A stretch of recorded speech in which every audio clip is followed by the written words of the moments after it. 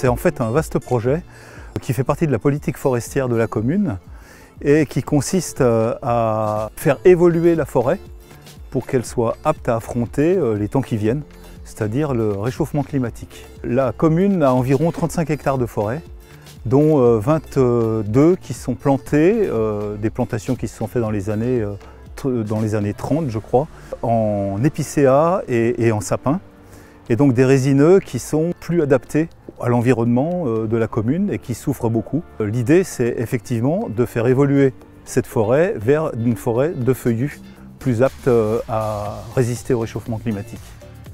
En matière de transition écologique, il y a deux choses. Il y a la lutte contre le réchauffement climatique qui consiste à tout faire pour essayer de stocker du carbone.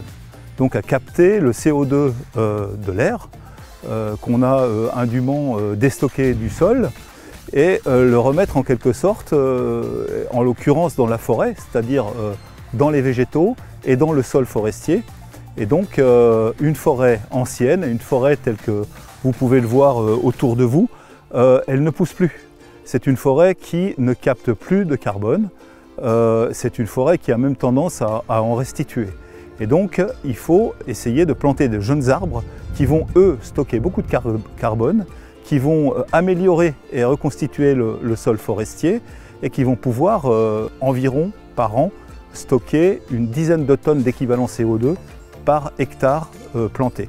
Alors en fait, ce que vous avez derrière vous, c'est une plantation qui date de 4 ans et qui est sur 4 hectares et demi.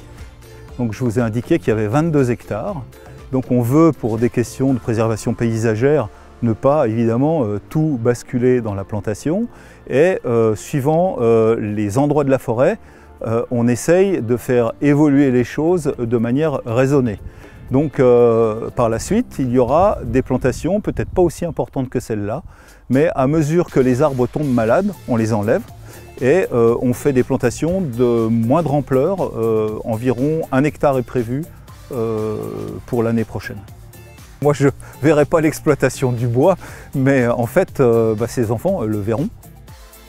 Je pense qu'ils en bénéficieront, évidemment, de toutes les aménités de la forêt, parce que non seulement il y a du bois à la fin, mais pendant qu'elle pousse, pendant qu'elle est là, il y a évidemment toute la biodiversité et puis la capacité à nous préserver aussi des conditions climatiques, parce que les forêts sont un facteur de régulation de la température et puis de la régulation hydrique, de la gestion de l'eau.